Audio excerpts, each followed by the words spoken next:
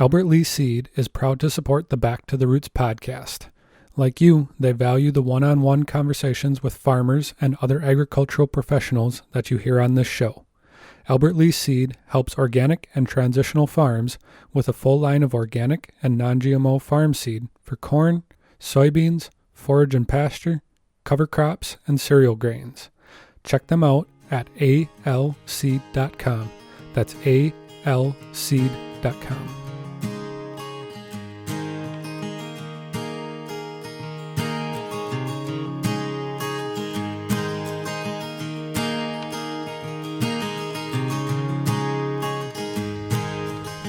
You're listening to Back to the Roots podcast. This is Brian Wood, and today Mike Klein and I are sitting down with Mac Stone at Elmwood Stock Farm, which is just outside of Georgetown, Kentucky, between Lexington and Frankfort.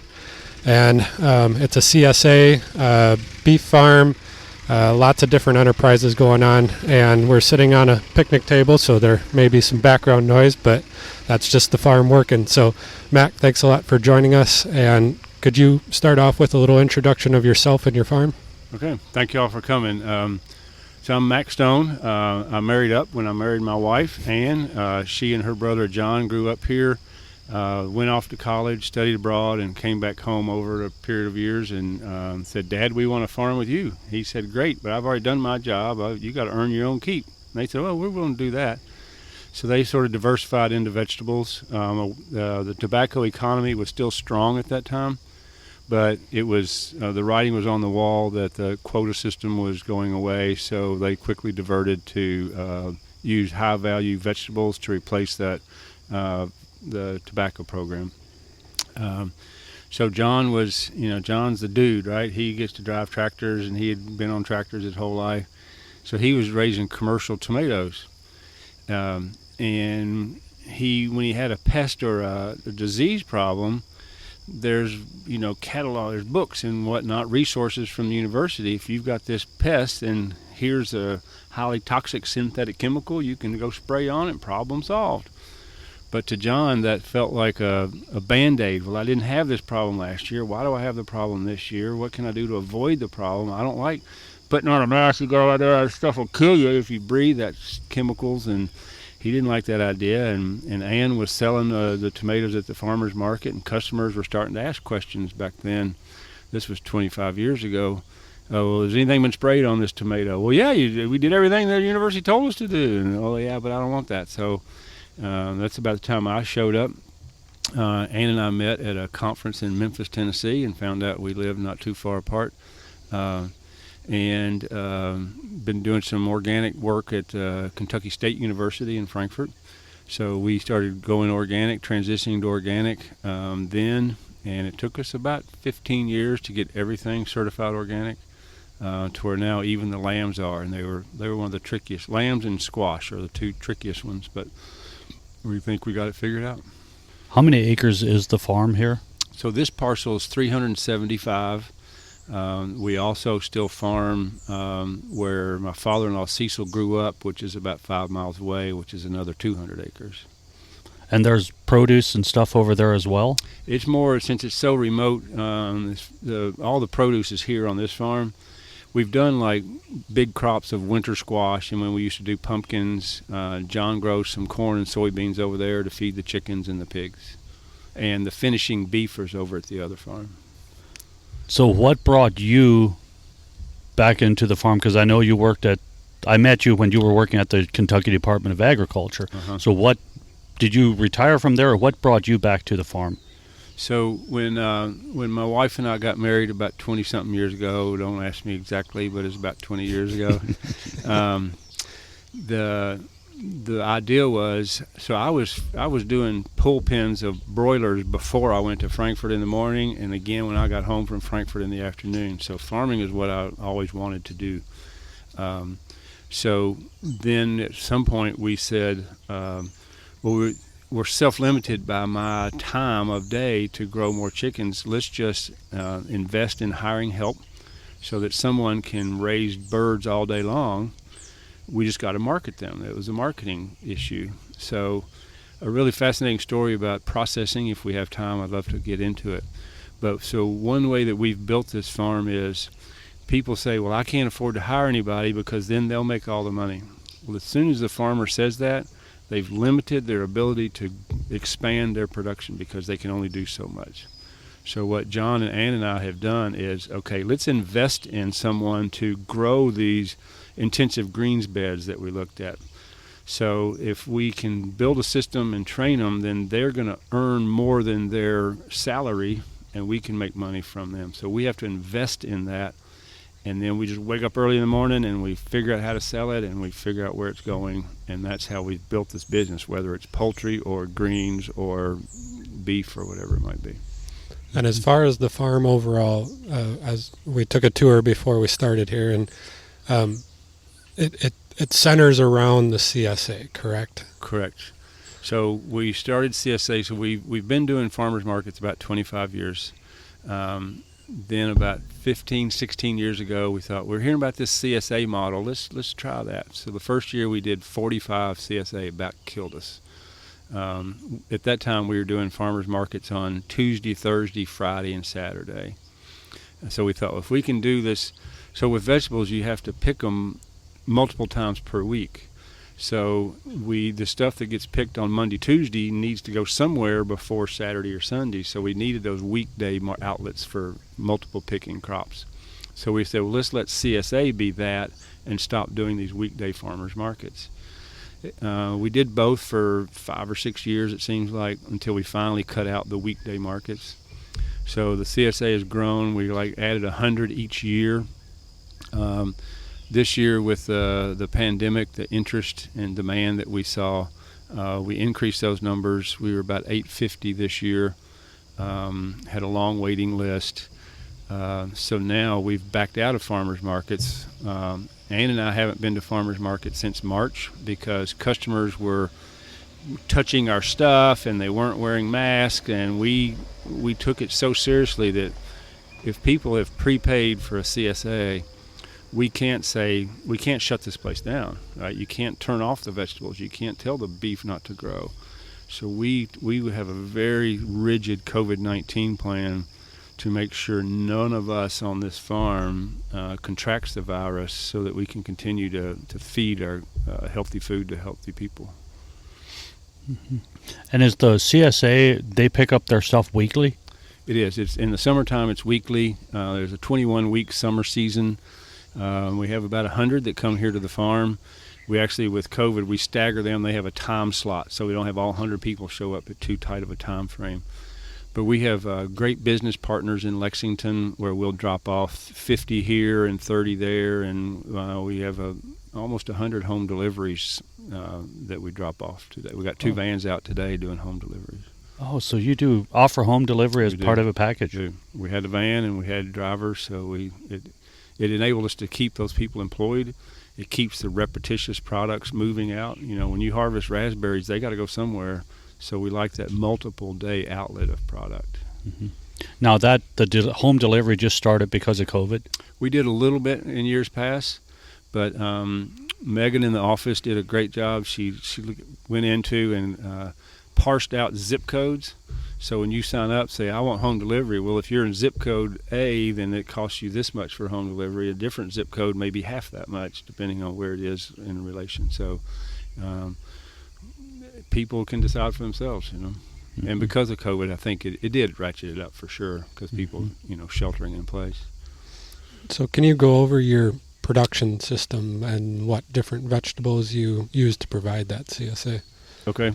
So let me start that with take a step back from that, the 20,000 foot view of, so we have our vegetables cropping plan is on an 8-year crop rotation.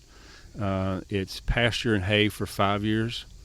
Then in the field, it's going to be vegetables. The first time it gets plowed into vegetables, we actually feed hay in the wintertime in a way that equally distributes the manure in that field. Then it gets plowed, and those are the first year of vegetables is the long season crops like tomato and melons and squashes, the celery's in there, stuff that has a very long growing season to harvest those nutrients. Sometimes we call it the plastic field because most of those are grown on those strips of plastic with the T-tape underneath. Then the second year, so those will come out right at frost.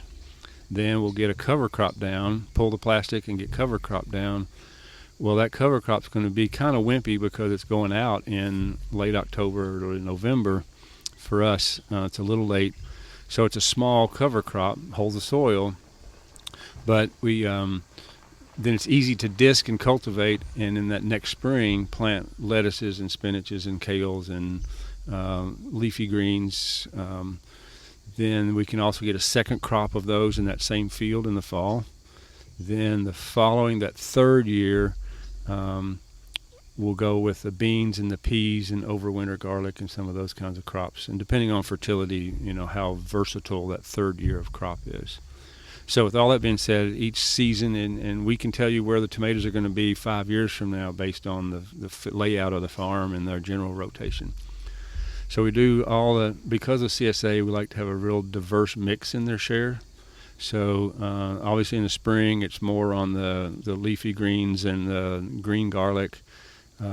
In this part of Kentucky, we get into squash and green beans by late May, early June. Then the tomatoes and the sweet corn, peppers starts in July.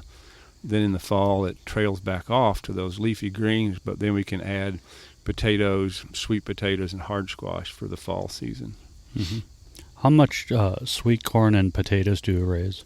So potatoes is probably 2.5 or 3 acres. Sweet corn is probably 5 or 6. Mm-hmm. One of the things that John has done beautifully, so John grows everything, and my wife Ann sells everything. And I can do tours, and I do some project work around the farm because they built the business without me being here all week during the work week.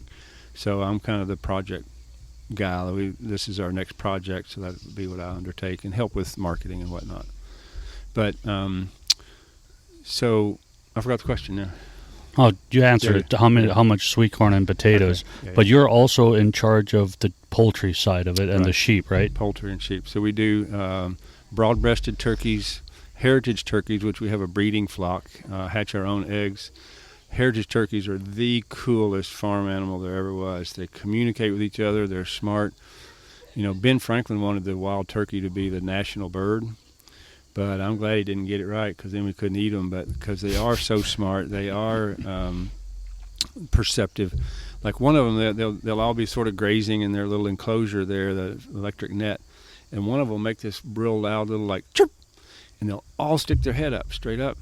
But by definition, they're looking 360 degrees as a flock because they're all at a slightly different angle. If another one chirps, zoom under the house because something's bad happening. If nobody else chirps, they just go back to eating and stuff.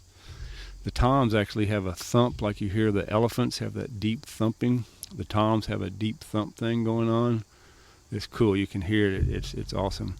And so that's the thought.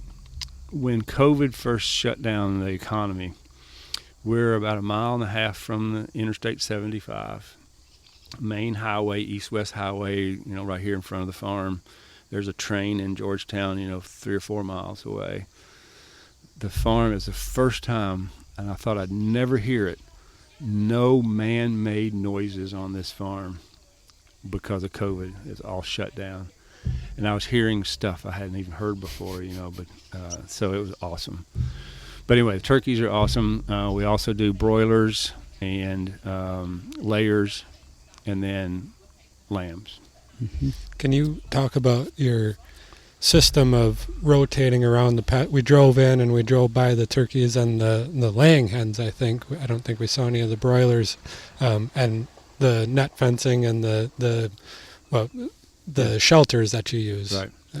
So the shelters are the fun part of that story in that we take old truck frame or old wagon running gear that's not good enough for heavy hay or tobacco load or something, strip them down and just build a layer house on it. There's no floor in the houses, so the birds can naturally go up inside to a series of roosts at night to roost and protection.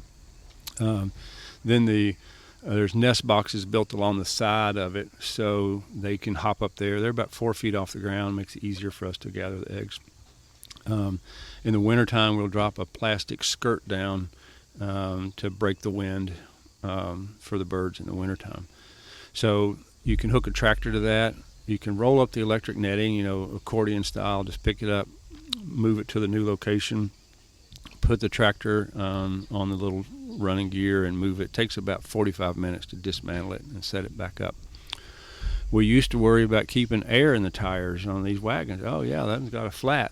And then we realized, first of all, it's only going to move 1.5 miles an hour, 1 mile an hour for 45 feet before we stop.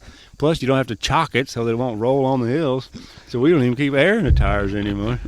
But there are some 100-year-old tires over there that still have air in them, and it's like, I bet some scientists could have fun. What's in that air, in that tire? But I'm not going to let them. Then, interestingly, we, my wife and I were at the beach having an adult beverage, and we noticed the bar had fishing string above the bar to keep the birds out. And we were like, well, duh, that would work at home too. So now when we have hawk or owl pressure, we take fishing string and go from the house out to the electric net every other post and make like a spider web over top of the house, and that keeps aerial predators out. Okay, that is absolutely brilliant, because I have a red-tail hawk that just you have a name probably. Yeah, I can't say it. Yeah, right.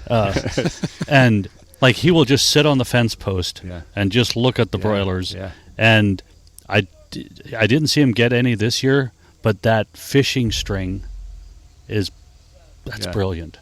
So the boy that has to put it up every time he moves, and we don't have to do it year round. It's just when we have a strike, then we can do it to repel them. But he took the cordless drill with a little dowel pin on the end. He can unhook the string at the far end of the net and then just sit there and bzz, bzz, bzz, bzz, bzz, and roll the string up. And then it's on this little dowel that he can very quickly run it between his fingers to put it back up. It adds maybe 10 minutes to the move time. The one thing I have seen when we walked around this farm is the homemade innovations are so great here. And just like that, the simple little cordless drill, it's great. Right.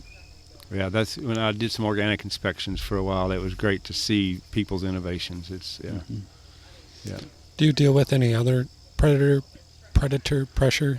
So we have Great Pyrenees that are where the poultry are. And if anybody is doing outdoor poultry, dogs are the number one first thing. Don't try to do poultry without dogs, just hands down. June, the female, she'll watch, and if a hawk or even a buzzard comes near or sits on the post like you're talking about, she's out there and she's on them, and she just runs them off. The first Great Pyrenees we had, Buzz, he took care of all the groundhogs, all the skunks, all the possums, all the raccoons, to where now these young pups, they don't even know what those things look like because they've never seen one. But the netting obviously has electric in it. Yeah. And coyotes can jump these fences, so the top wire all the way around those fields is hot to try to keep them from climbing, because they'll climb a fence too, right? That keeps them from climbing.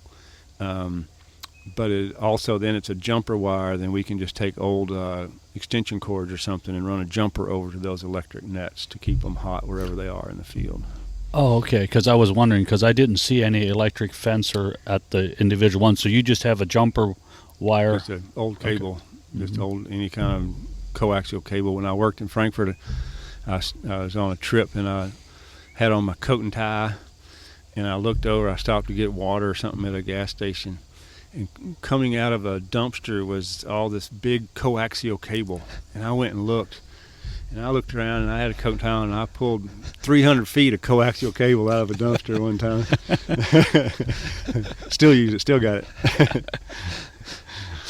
Do you move your turkeys on a daily basis, or just when? So there's about weekly, and it depends on how many they are and how quick they're trampling that area. So basically, the older they get, the more often they would probably get moved. Right. Because you get a group of 50 turkeys in a flock, they'll eat a lot of grass. Oh yeah, they do.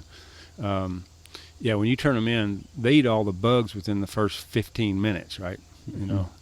So we try to keep them moving, and we can see that whether it's the beef or the poultry, the yellow fat. people comment, "What's this yellow fat?" And I said, "Well, that's grass fat, right? That's the beta carotene.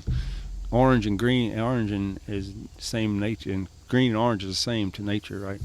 So in beef, if we want to talk about beef, but where John gets a choice grade beef product on grass, it would get docked in the industry to have that yellow fat, right? Because it's yellow fat. Well, the yellower the better for us, and our customer base has figured that out. And we have the lean meat eaters, so we separate ground beef, ground chuck, ground round, so we can have a leaner ground product plus a higher fat ground product.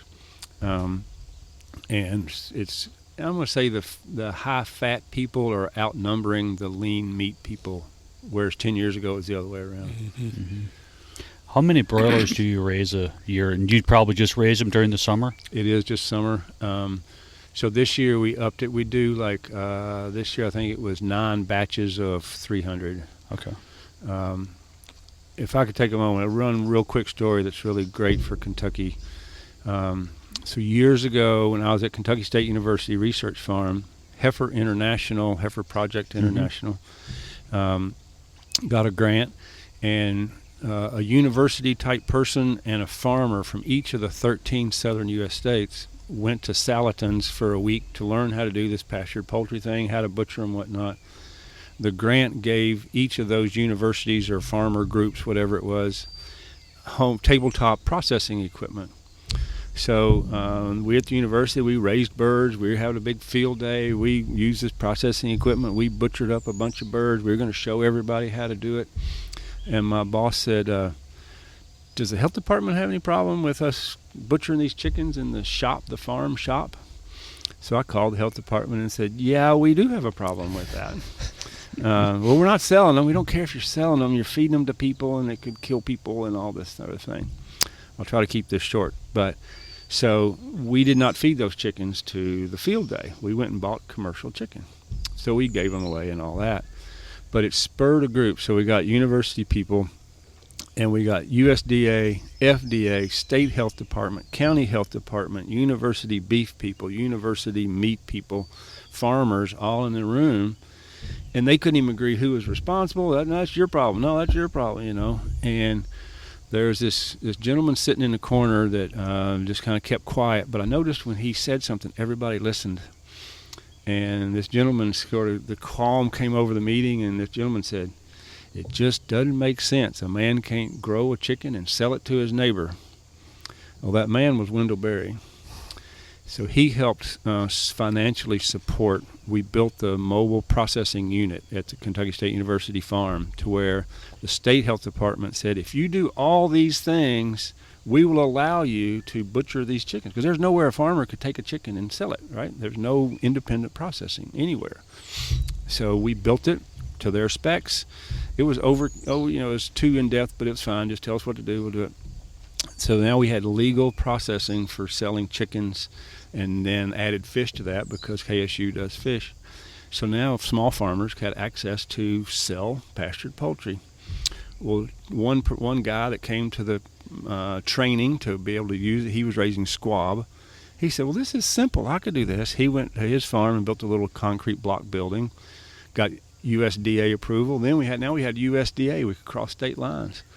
Well, there's another farmer that went to him to butcher his chickens, and he said, "Well, this is too small. We need a big one." He got some funding. Now there's a huge one just south of Lexington. And then several Amish guys got together and they built them. So now Kentucky has, I think, 5 USDA inspected independent processing facilities for small farmers for poultry, fish, rabbit, whatever, that all because of Wendell Berry saying, "It just seems like a man ought to be able to grow a chicken and sell it to his neighbor." So we're very blessed, and most of those are certified organic as well. So. Where I live, there is a local processor that does poultry, USDA inspected. Great place. They're so busy that because of COVID partially, but I would do 3 or 4 flocks a year, and I would always schedule my butcher dates and then order the chicks for my time I need it. Exactly. And they already said next year they can't do small numbers anymore because they're so busy. They're booked into next year. So they're saying that you have to have a minimum of 100 birds. And which I hate to see that, but I can see where they're coming from, and hopefully that'll spur another processing facility to go up, because the only other one in the state of Ohio that's USDA inspected is 3.5 hours away. Right. So that's a really cool story, how you had everybody in the room, and the ridiculousness of not being allowed to raise chicken for your neighbor made change. Right. It's awesome. Yeah. So, and the key to that was just getting. So at first the health department just said no, it's not happening. When that gentleman retired, we had a younger, the man that took this job said, no, let's make this chicken thing work. We can make this work. So that person stuck his neck out because he saw we were sincere. We were like, we weren't trying to skirt any rules. You tell us the rule, we'll obey it. Just give us the rule, But I think I've heard Joel Salatin speak, and that's one of the things that he really harps on, is that if somebody's going to, his big thing is pastured poultry, well, similar to what you're doing here. And all the restrictions to be able to get that carefully raised, phenomenal food to the public, all the roadblocks that are in between are a nightmare to any small farmer. So to be able to have that infrastructure in place and built over time, we sat down with Mary Berry, and there's all these concerns about the small farmer, and it's really good to see that a state actually cares about their small farmers enough to be able to say, yeah, here's how you can do it, and we're going to take care of it, or we'll at least work with you to help you out and get you to the point that we can get that food out. And one way Kentucky was facilitated that, when the tobacco buyout happened, there's the however many $25 million a year comes to the state for smoking cessation programs for that the tobacco companies are required to give as the tax dollars back to the state. So Kentucky, in its wisdom, I give Roger Thomas a big shout out here. He said, well, the economy is going to fall flat on its face in rural Kentucky without tobacco. The banks are going to go under. It's going to be this huge problem. So they took 50% of that and put it into ag diversification, away from tobacco into something else, anything else. So there's funds that come to each county that we have access to, that if we can buy more poultry production equipment, helps us with our vegetable program. Beef farmers can get better head gates and better equipment to raise more beef and that kind of a thing. But then there's also monies that go to these processors to facilitate that. When COVID came in, they went to the processors and said, here, we're going to give you this, we're going to create a forgivable loan program that if you will upgrade your equipment to process more numbers of animals, you only have to pay part of it back. It's a grant/loan. And our processor that does all of our animals, he's getting a fancier packaging machine. He's going to get a machine that all of the ground beef packages will be exactly 1 pound. Well, that's huge for us in the inventory management for CSA and online ordering right now. Some are 0.9, some are 1.1, some are 1.2, and so now they're all going to be the same. So things like that. So Kentucky's had this program in place for about 20 years to help farmers level and processor level diversification. Because I guess I didn't realize until we talked to Wendell and then Mary about the impact of losing tobacco had through here. Like, it wasn't like tobacco is what paid the farms. Right. And you're taking the biggest cash crop on that farm and eliminating it essentially. Right. So the fallout from that the state realized it enough to try to get programs in place to help diversify the farms. That's really interesting and really great. Right. No, it was awesome that and one of those, I said Roger's name, he was a legislator in Frankfort who was a farmer, dairy farmer, and he saw that coming, and he's the father of that legislation to maintain, and to this day, even with budget crunches, 50% of that still goes to agriculture and water programs. It can range out to broadband, so that rural Kentuckians have broadband access. To run a business like this, so it's been a great program. Mm-hmm. So back to the chickens, I just had one more question. As we were driving in, we saw one of the workers was feeding on the ground. Is there a reason behind that? So he's feeding. There should have been a trough there. There's a trough of some kind for all the poultry. We just take the 6 or 8 inch drain pipe, cut it in half, and then we actually string either wire or fence hay string to keep the birds from stepping in it to scratch it out. But everything goes into a trough. Okay, we must have missed that in the grass. In the grass, it looked like you would just dump in his... Surely there's no weeds over there. No, I didn't see any weeds at all. Yeah, it must have been grass that was blocking the way. So I want to go back to a little bit of the farm. Like I'm looking at the tomatoes and the lettuce and the small greens back there. You have a really interesting way of planting your lettuces or your small greens and your weed control program, because in organic production, weed control is a huge amount of labor and a lot of work. Right. So what do you do for your weed control in those beds?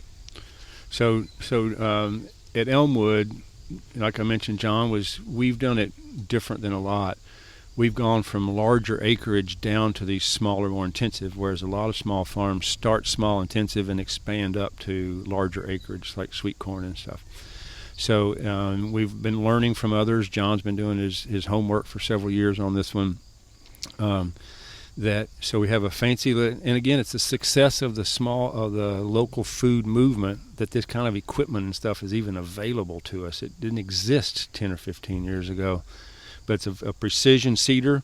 There's 3 gangs on it's like pushing a little picture a lawn fertilizer buggy that has 3 seeders with a disc in it, so it picks up individual seeds out of the hopper, so you can place the seeds at appropriate distance from each other. The rows are 6 inches apart.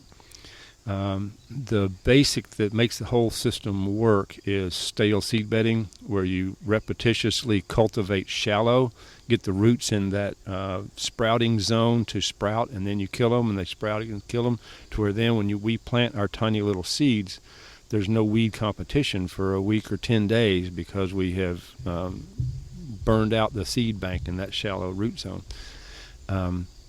So then we can get like a week, maybe 10 days of growth. So those little tiny plants, we do a lot of arugula, baby kale, spinaches, salad mixes.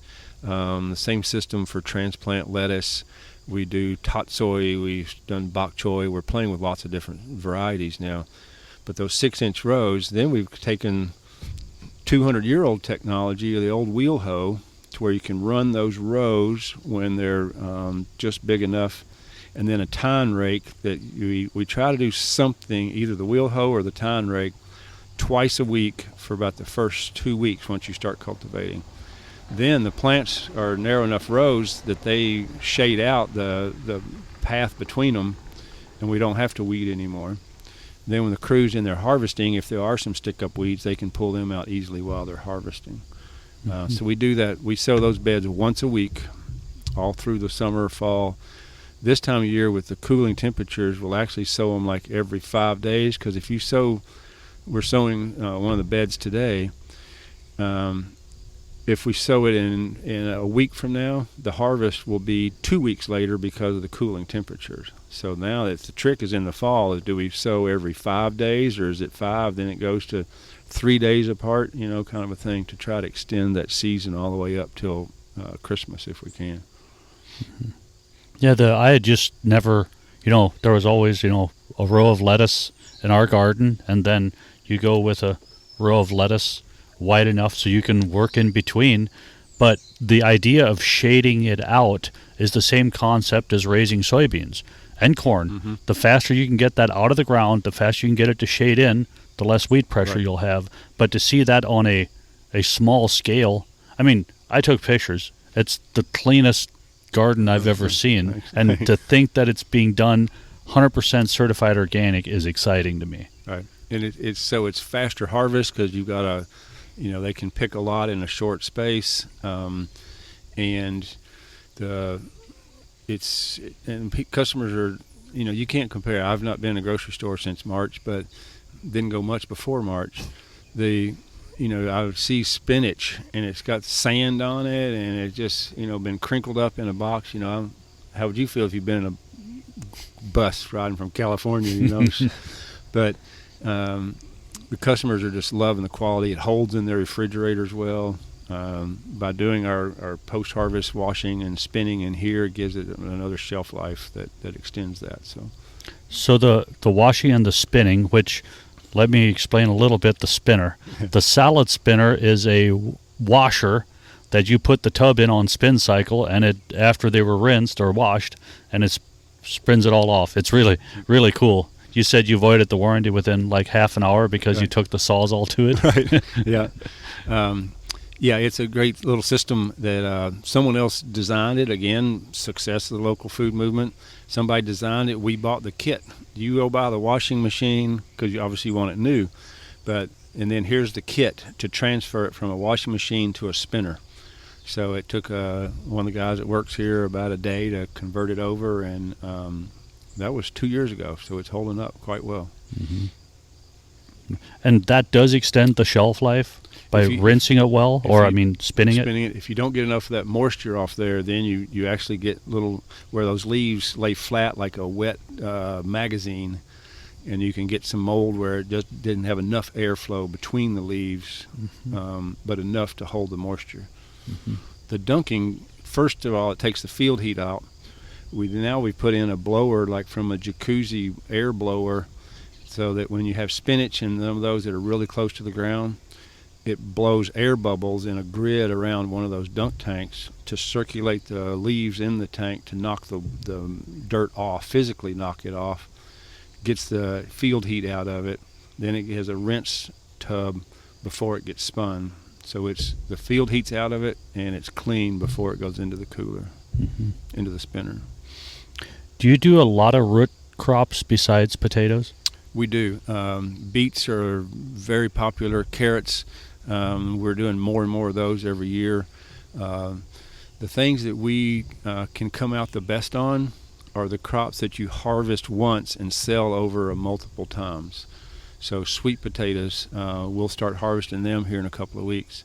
But we'll get them all harvested, and then we'll have months to sell them, versus tomatoes that you go harvest and sell them, harvest, sell, harvest, and sell.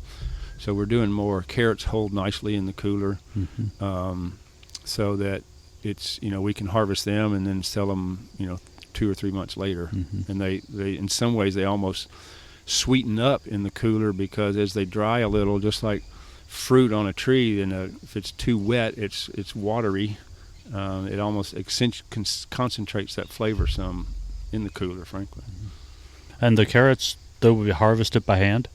So we have a homemade plow. Again, John took a subsoiler and put like a fin on one side, so you can run down the edge of the row of carrots or potatoes. We use a different plow for potatoes, but sweet potatoes and carrots and beets, it doesn't undercut it, but it's essentially like an undercutter that flips the row up onto its side, so then the guys can walk along and pick them up without having to dig. Because we had talked to John Miller Jr., who's a produce grower, and he said it's really hard to make a living with, he's not a CSA, but it's hard to make money on any crops that have mechanical harvesting capabilities, like carrots. But with your CSA, you're set up differently, because you're not trying to supply the same market as Cal Organic's 50,000 acres of carrots are. Right. So it's right. So in a funny kind of a way, a lot of what we sell to our customers would be considered a second in the marketplace. Misshapen, has a spot on it, has a, if you don't have a four lobe pepper, they don't want it. Well, ours can have one, it can have three, it could have five, and they all eat the same. They're beautiful, they're luscious, and all that. So it's when John was in the commercial tomato business, you might only sell 20 or 30% of the crop that meets specs. So this is a way that we can sell the entire crop. Mm-hmm. I didn't realize the percentage was that low for. I didn't either. I don't exaggerate, but it's low. It's low. Where does the rest go? Stays in the field. They don't even pick them. Man.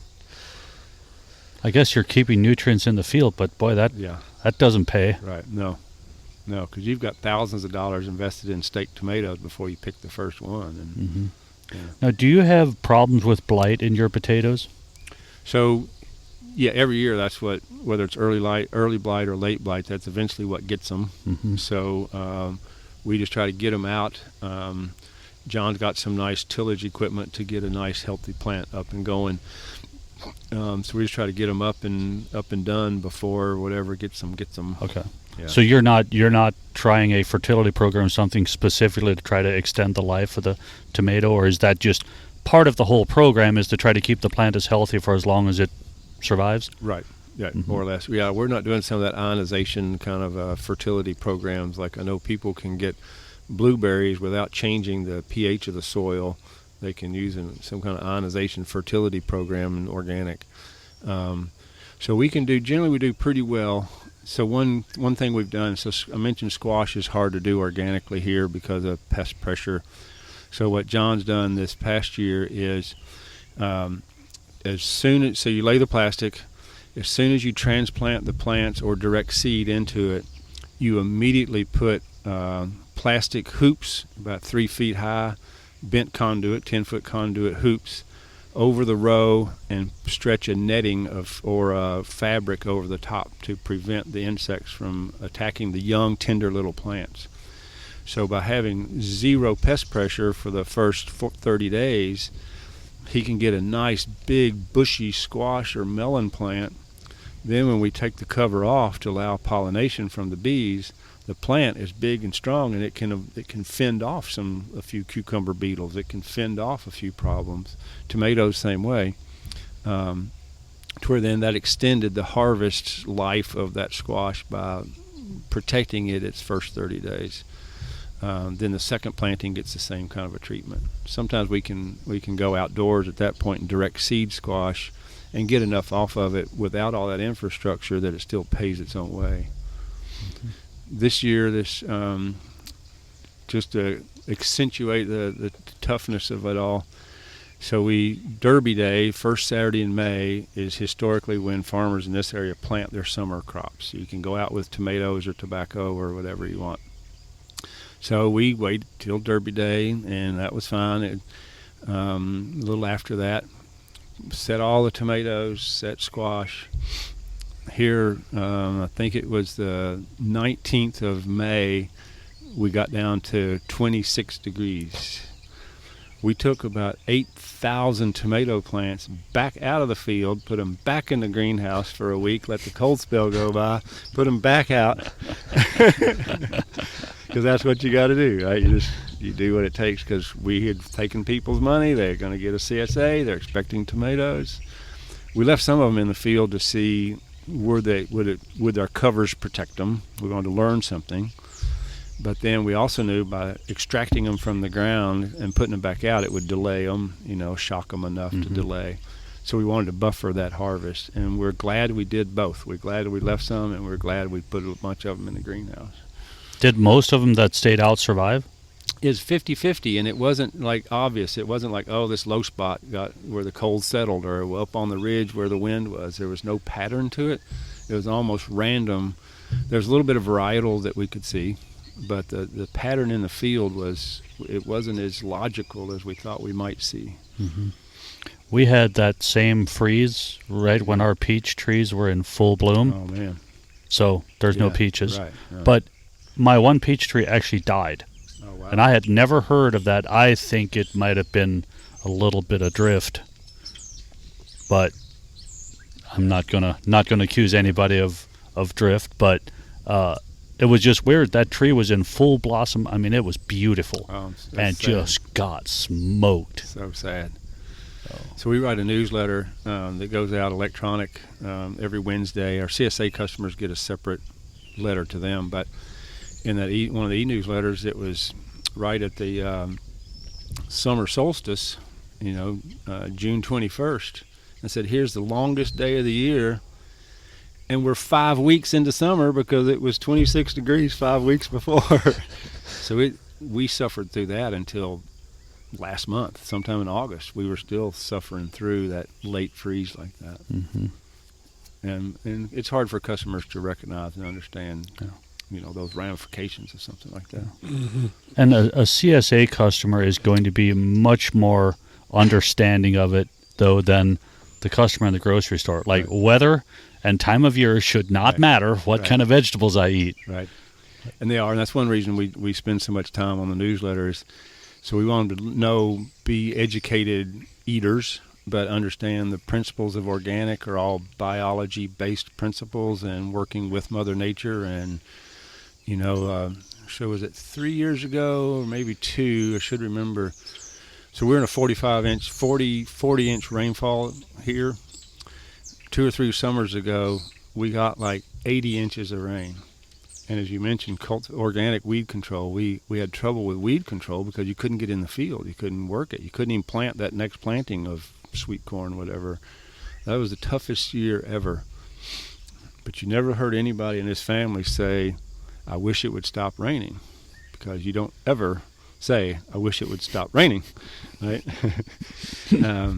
So that was a tough year. This year we had this particular spot. This year the rains were really spotty all around the region. Our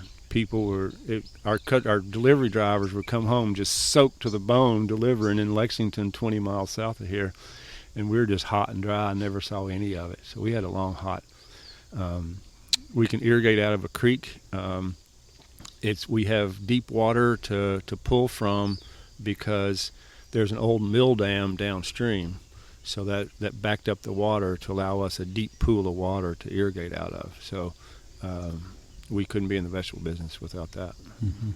Yeah, I think I know in my region the spotty was the exact same, because if you had a 20-mile from one farmer, you go 20 miles north, the guy down south had the best year he's had in 10 years, and the guy 20 miles north was just burning up. Yeah. And it seemed the rains all just missed this poor guy. Right. So. Yeah, it was something else. Mm-hmm. So you said while we were walking around that, and you mentioned the way that you feed your cattle before you move into your 3-year vegetable rotation. You said that you'd have cattle here even if they weren't tasty to eat. So what came first? Was the vegetables here and then you realized the benefit of cattle, or were cattle here and you just put the two together that they could work together? So John and his dad Cecil, my father-in-law Cecil, they've always had cattle. They sold bulls and replacement heifers to neighbors. That was what they were in the cattle business for. The tail enders would go to the stockyards, but they were in the bull and replacement heifer purebred Angus business. So rotating cattle was part of that already.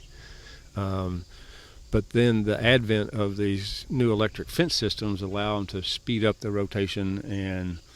But a good tobacco farmer, Wendell probably told you were rotating your tobacco for disease and pest control already. So Elmwood and John and Cecil had a long history, generational history of rotating cattle and tobacco. So replacing it with a faster rotation, and then taking some of the beef animals and putting them into a finishing on grass program was the new thing. Cecil always put a few steers up. That's what we say, let's put some up and feed them, and you'd feed them a lot of corn. So when John and Ann and I were talking about this grass-fed beef system, Cecil, the patriarch, said, yeah, but it's got to have some fat in it. I don't want you can't put my name on it if it doesn't have some fat in it. And we said, okay, we'll work on that. So that's where John has been able to, it's not just about let them get big. Oh, that one's big. He's big enough to take to the market, to the butcher. As John was talking to you all earlier, the spring grasses are different than fall grasses and time of year. So now the cows do the work of cleaning up residue. They gain weight and get fat through the summer, and then we have a fall calving program. She can nurse that calf through the first winter and launch it. Then the next spring, launch it on its own. But the farm has a long history of rotating cattle for their benefit, rotating tobacco. We're just selling freezer beef versus replacement stock beef. So, do you sell all your finished beef? Do you sell some stock, or do you butcher all your young stock that you fatten? So they still sell a few bulls and heifers, Okay. because people have been buying them for generations, and they still have those customers that they take care of. Everything else goes through the freezer, essentially. We have some others, marketers that will buy beef, and they'll market it through their own program. But the more we can sell ourselves, then the less we have to offer other people. But it's only the tail enders and the little odd nut jobs that go to the stockyards anymore. The one that doesn't stay in the electric fence? Right, right. Yeah, there are those. And at what age are you butchering them? So it's like 24 to some as much as 30 months. They naturally fatten as they age, as they reach that age. So it's easier to fatten on grass at that point. The whole game is they're taking in more energy than they need, right? First they build their frame, then they put muscle on that, then they put fat on that. So if they're taking in more energy than they need for maintenance, that's where the marbling comes from. So there's that how long you can extend that period of marbling internally plus that external fat. Well, I'm glad to hear, as far as like finishing beef on grass, I think it got a bad name for a long time because grass-fed beef was just beef that was put on the back 40 for however long until, right. Like you said, till they went back and said, oh, that one looks like it's good to go. And that didn't taste like it was tough, and it was not very good. Right. I've had some of that. Right. But now, and working with farmers, we get to see them do it right, and you guys are doing it right. It sure sounds like to get good meat out of grass finishing. So one of the talking about the monies from the tobacco settlement program, Kentucky Department of Agriculture sent some of their staff to Kansas to get trained to be grader, not an inspector, but a grader, a beef grader. So at no cost to us as a producer, the grader will go to the butcher shop while the steers are hanging in the cooler, and he'll do an official USDA grading. So some farmers need it if they're going into retail, so they can say whether it's choice or select, whatever. For us, John's been able to use that as a management tool. Well, I did this, and this, and that steer still wasn't select. Still, what do I need to do better? So that's allowed John to be a better beef farmer by getting the feedback of that professional grading that we have access to here in Kentucky. Mm-hmm. Because if one comes in as prime, okay, Yeah. what's the Right. story on that guy? Because so if they're on the ground for 24 to 30 months, 9 months of gestation, when John's deciding which semen to put with which cow based on body type and behavior and milking ability and mothering and marbling, Angus knows a lot about their animals. It's almost 3 years before he knows how well he did. Mm-hmm. And by having that feedback of the grader even really gives him that much more. Mm-hmm. Now, one thing that you have added that we were talking about is some pork. Is a new venture on the farm. What led to that? So John grows the corn and the soybeans. They get sent to the mill for roasting and come back. But he's growing the grain. That's partly for a rotation and partly for some of his. It fits in other aspects of what he's doing at the other farm. But with excess grain that he doesn't need for cover crop, he sows some of his leftover corn for grazing of the beef cattle, summer grazing, that kind of a thing. But pork's good. Organic pork's not very available. So we wanted to use them just to add that.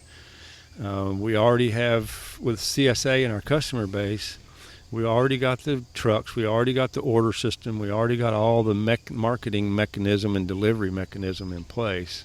It's just an added crop to where we can add another sale to each of those deliveries. So we did farmers market. I'm quoted as saying I'd be at the farmers market every Saturday the rest of my life. and then COVID came to town, and I haven't been back.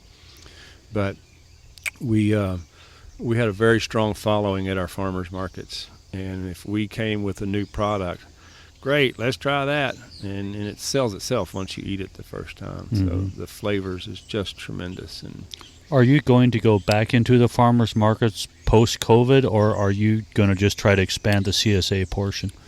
Right now, the farm may be represented at the farmers market. We have some young people that can go, and it is still a drop-off spot for CSA shares. We're displaying vegetables on the table that the customers can't touch at our market in Cincinnati. But the first Saturday that I stayed home, and I had coffee in a ceramic cup. I had an egg with avocado and cheese on a plate on a Saturday morning. I went out and I checked the turkeys on a Saturday morning, and I said, I could get used to this real fast. And so what it's allowed, and I miss the customers. I miss people. I worry about people. There's customers sitting here now thinking about it. How is she doing? How is her health? Because a lot of our customers, they come to the farmers market and say, my doctor told me to eat the kind of food you have. What do you have? And I'm getting goosebumps talking about it, because people came to us to live longer. So I miss a lot of customers. I really do. But it's a lot of work. I'm getting up at 3 in the morning on a Saturday and getting home at 3 o'clock in the afternoon and turn the van around to get ready to go back out on Sunday morning. And now that I've stayed home, and my wife Ann also staying home, we're getting more done on the farm. Quality of life went up, but we're more productive on the farm. We have more time to take care of CSA customers and the whole database management, software, etc. The thing that we've learned, so with COVID initially, it was not during CSA season. It was in March and April. We were between CSA seasons. She flipped on an online ordering system, and meat was just flying out of here. But what we've learned is, whether it's CSA or online, it is so efficient. I don't care if you talk dollars, or if you talk pounds, if you talk man hours.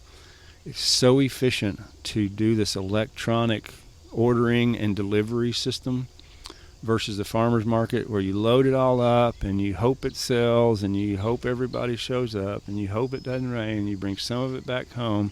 Even meat packaging gets rustled and it breaks the seal and it loses value. The efficiency of the CSA is so powerful that we look to make this. So now we have our core customers. We're going to do everything we can to take care of our core customers. And now that we're home, we're going to grow more people and grow that number of core customers. And for people to sign up for the CSA or put on the waiting list, do they just go to your website? Yep. There's a big button right on the thing. Okay. Sign up for CSA. ElmwoodStockFarm.com? ElmwoodStockFarm.com. Okay. Yep. And it's kind of funny how a lot of this stuff was kind of in the works with the online ordering and things, and then COVID hit and just fast-tracked it all. Right. It's really neat. Now, do you do any mail order? We do ship. We started shipping turkeys 8 or 10 years ago, and that was like our shipping season. But now we have those turkey customers that say, oh, you have beef, ship me some beef. So now we have regular shipping customers. There's essentially no other organic heritage turkeys in the country that we know of that we can find online. I'm sorry if someone's out there and I don't know about you. I'm not saying that, but so we're looking to up our game of choice grade, grass-fed, certified organic Angus beef. But since COVID came to town, we haven't had to. Our local customers are buying it, and the difference is. I'll say not just tongue and odd cuts, but eye of round roast. That's not somebody at the farmer's market goes, hey, honey, let's get an eye of round roast and let's cook that today. It's just not something they think about. An impulse buy at the market's a steak or a hamburger patties or something. We're selling all the cuts of the beef because people are sitting at home, sitting in a easy chair, looking at their computer, looking at recipes. Yeah, I've heard this eye around. You can do this, this, and this, and this. So You can put it in the smoker, you can. and it's really, really good. Yeah, right next to the brisket. Yeah, exactly. So that's been really interesting to see because all of the cuts are selling more uniformly than they ever did as farmers market vendor. So if I were to order a heritage turkey, you would ship that to me? I would. Okay. Because my wife is going to be ecstatic that I found an organic turkey because we don't have any turkeys this year. Yeah. Thank you, coyotes. Right. So Yeah, we will gladly. Pry your wallet open, but we'll send you one. you can find anything for the right amount of money, right? They're exorbitantly expensive, but we did a deep dive into our expenses, and we don't make that much money on each one, right? Collectively, we can make enough to keep doing it. But at some point, for all the risk and all the early mornings, all the late nights, check them in the thunderstorm, check the brooder temperature and everything multiple times a day and night. We said, we're not going to grow them unless people pay this price. If people won't pay it, we'll grow less and find out how many will and how many won't. And Yeah, I've in the couple times that I've raised turkeys, and I raise broilers every year, like feed cost is down this year. So, and I happen to hit it perfect. I had the best broilers I've ever raised. But when you go over 3 or so flocks a year, like when it's a little chillier in the first batch and a little chillier on the second batch, your weight varies, which changes your cost big time.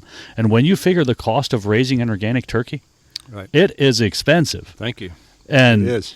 And when I raised some and I wanted to sell them, people were like, "What? Right. You want $65 for your turkey?" I'm not making much, Right. No. But Right. and for me to spend that money on a turkey from like Elmwood Stock Farm makes sense because I know how hard it is to raise them. So Right. Well, good. I appreciate you saying that because it is. And it's just consistent over so much time, Yeah. And people need to realize that you can't just raise chicken breasts. Right. Right. Right. Boneless, skinless chicken breasts. Well, kind of like a whole hog bacon. Right. People ask, say, do your chicken thighs have a bone in them? I say, well, yes, thighs have bones. Right.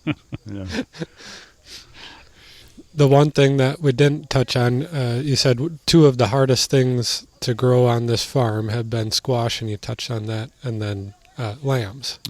What was the difficulty there, and what have you figured out? So lambs, they eat so close to the ground, they're more prone to picking up the internal parasites in that cycle. People don't like to think about parasites in food animals, but it's just the same as in wildlife in Africa, right?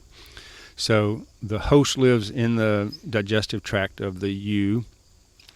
She sheds the eggs in the manure. The egg hatches into a larvae. It climbs up the leaf, blade of grass of the leaf to get re-ingested by the host. That's just that cycle of those internal parasites. So what in the summertime, that cycle from egg to larvae can be as short as 3 days. So the solution is simple. It's not easy, but it's simple. Move them every 3 days. So by moving them every 3 days, that egg has not had time to hatch into a larvae to get re-ingested, so they're constantly staying out in front of the larval load. So with a temporary electric netting, we can do that. For us, the biggest issue was we can have portable water systems, with the poultry. That part's all easy. That technology's all available. Was shade. We couldn't keep enough shade because we had to overlap grazing areas to be sure they had shade. So Cecil had I found out later, we figured it out, a 140-year-old steel-wheeled wagon that had been sitting in the trees for 80 of those years. Pulled it out, built a shade structure on top of that, and just put some landscape fabric from an old greenhouse project over top of it, to where now we can move the shade structure to where we can keep the animals in that 3-day rotation depending on how much grass it is, how much space we give them, to where now we can break that. I read a book called Living with Worms. You're not going to get rid of them.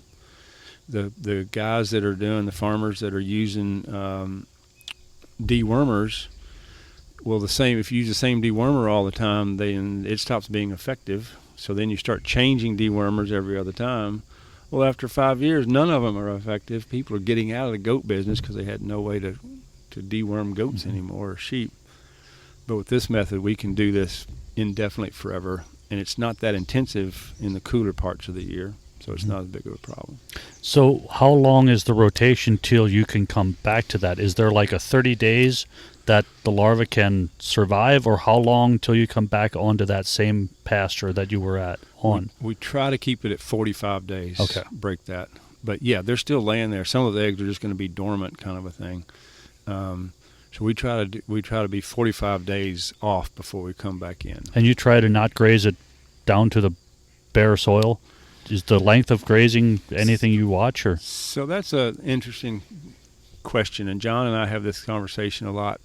You turn the cows or the sheep into a pasture, they don't just, first of all, yeah, they do eat the tops out first, and then if you keep them in there, they'll graze lower to the ground. Yes, I get that. But you also watch, they take that clover and they nip it off right at the ground. As soon as you just turn them in there 5 minutes ago. So I don't know how you keep them from not grazing too low. And the selective grazing, they love, like, we don't have dandelions or chicory where the sheep are, right? There's just none because they just have taken it out. So it's fun to say, how do we keep them from not overgrazing? But yes, we do try to tend so that the main pasture plants don't get overgrazed. Because it's hard to explain in a newsletter, but when you have these perennials, grasses and legumes like clovers and whatnot, they're stimulated and healthier when they're grazed periodically and then allowed to regrow the root reserves and all that. But weeds, the animals can take the weeds out because of how they graze them. So it's fascinating. We don't have the weed pressures in it with our rotation that we used to. That's the one thing I've really noticed with a lot of sheep pastures are just shaved, right, where they're in the whole field, kind of like a lot of grass-fed beef pastures are just shaved. And by moving that and breaking that cycle, you're also building soil structure as well as you're keeping your young lambs healthy. Right, exactly. So if to that point, not just soil structure, but if you're eating grass-fed beef in a program like ours, you are improving the health of the planet because we're building soil carbon, right? We're building soil. There's more carbon in these soils because of our cattle grazing program. Sure, they say, well, cows burp and cows fart and have methane and all that.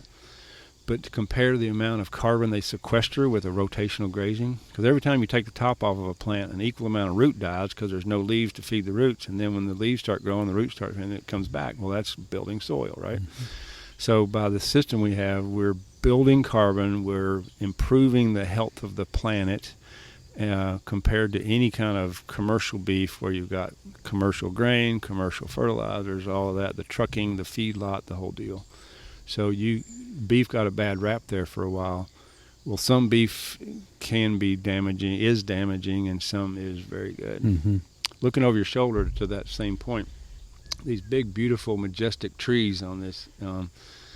So before temporary electric fencing came, set stocking, kind of permanent pasture was commonplace because it's not easy to put up wire fence with a post every 10 or 12 feet, right? So the trees would get girdled because the cattle would stand under the trees in the shade, and then when soil moisture, they would actually compact the soil, which would asphyxiate the roots and hurt the trees. With the rotational grazing pattern, we see these big, beautiful oak and ash reviving and regaining some strength and health because in between rotations, the grass and the weeds grow and the roots develop and break up that soil to where you don't have that compaction anymore, to where we actually improve the health of the trees with the rotational grazing and the pasture and the cattle and the people that eat it and the vegetables that are going to be here in a couple of years. So cattle and the sheep are the same thing, just on a smaller scale. And the closed loop system of having cattle in the whole rotation, in my opinion, is the best system you can have. Because just, the cattle in front of your produce, by feeding them there in the winter. Okay, you could have them in a barn and then haul the manure out, but to have that in front because of the nutrients that are there, it's just brilliant. Right, and they do all the work. Mm-hmm. Yeah, we just got to go roll the hay every day. Because most farmers work all summer to fill the barn and then all winter to haul it back out. Right. Well, Mac, this has been a real treat. That last story about the sheep, you're working with nature rather than against nature, and that's the whole principle behind organic, and I think you're living it out, and really appreciate you taking the time to talk to us. This is a really cool place. So well, thank y'all for coming. I enjoyed it and I appreciate sharing and giving back any way we can. Thank you. Thanks. Thanks for listening to another episode of Back to the Roots podcast, brought to you by Albert Lee Cedar.